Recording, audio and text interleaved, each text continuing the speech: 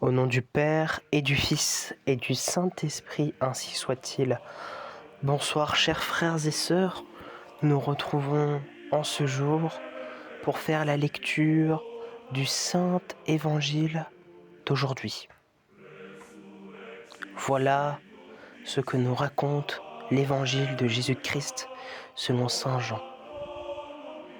Le lendemain, voyant Jésus venir vers lui, Jean le Baptiste déclarait : « Voici l'agneau de Dieu qui enlève le péché du monde.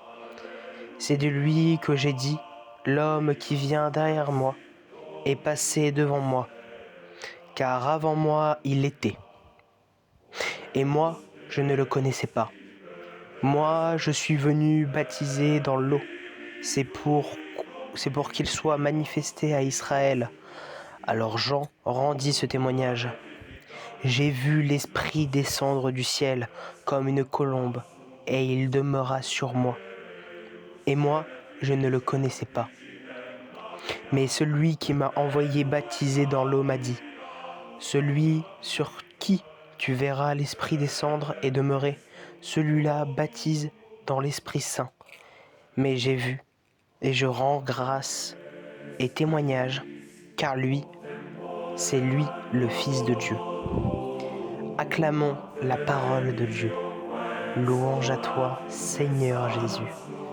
Voilà qu'on a lu cette bel évangile. Je vais à présent vous lire un commentaire de texte. Sur les rivages du Jourdain, Jean-Baptiste prêchait un baptême de pénitence et des personnes de toute origine pour préparer l'arrivée du Messie.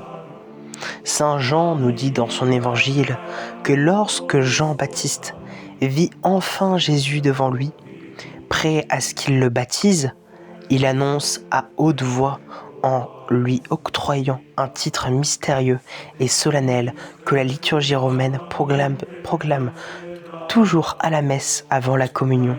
Voici l'agneau de Dieu qui enlève les péchés du monde. L'image de l'agneau, son aspect doux, tout couvert de laine blanche, était sans doute très parlant à tout juif contemporain de Jésus.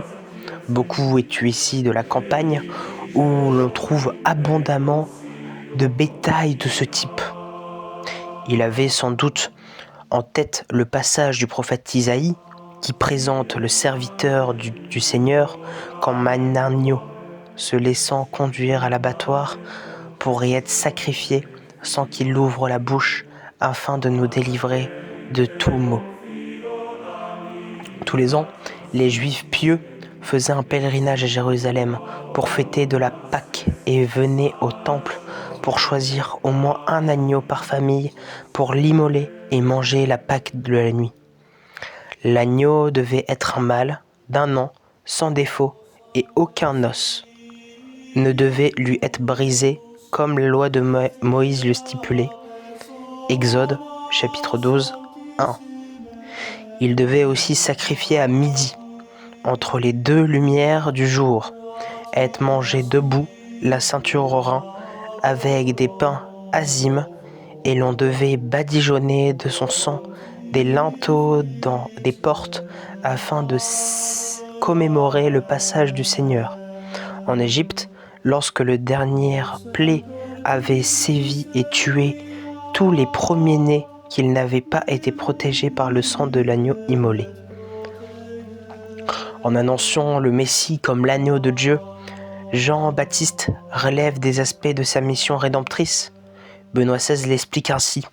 L'expression « agneau de Dieu » interprète, si nous pouvons nous exprimer ainsi, le baptême de Jésus, sa descente dans les profondeurs de la mort, dans les termes d'une théologie de la croix, l'agneau pascal qu'il commémorait la libération d'Égypte, commençait à se révéler au Jourdain comme la préfiguration du véritable agneau, innocent et doux, qui serait immolé à midi sur la croix pour tous les hommes afin de les libérer du péché par son sang versé.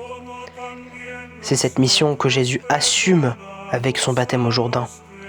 Voici que le pape François commenter à propos de l'expression que Jean le Baptiste emploie par parler de Jésus, l'agneau de Dieu qui enlève les péchés du monde.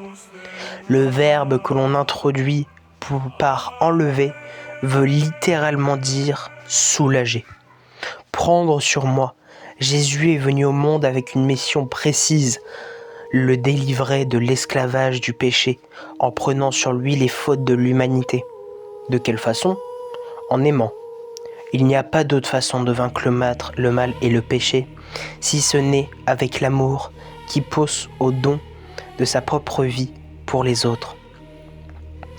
Aussi, le pape François se demandait : que signifie donc pour l'Église, pour nous aujourd'hui, le fait d'être des disciples de Jésus, agneau de Dieu ? Cela veut dire mettre l'innocence à la place de la méchanceté, l'amour à la place de la force, au lieu de l'orgueil, l'humilité, au lieu du prestige servi. Voilà ce beau commentaire de texte que j'ai trouvé sur le site opusdei.org. J'ai trouvé très intéressant, surtout par les citations des saints papes défunts maintenant. Voilà, j'aimerais terminer cet évangile en plaçant une attention de prière que vous portez avec moi pour les défuntes familles, les personnes mortes dans l'explosion en Suisse. Voilà, j'aimerais qu'on porte avec nous en ce vendredi cette intention de soulager les maux de ces familles qui ont perdu des êtres chers. Nous voulons que malgré la mort de ces personnes,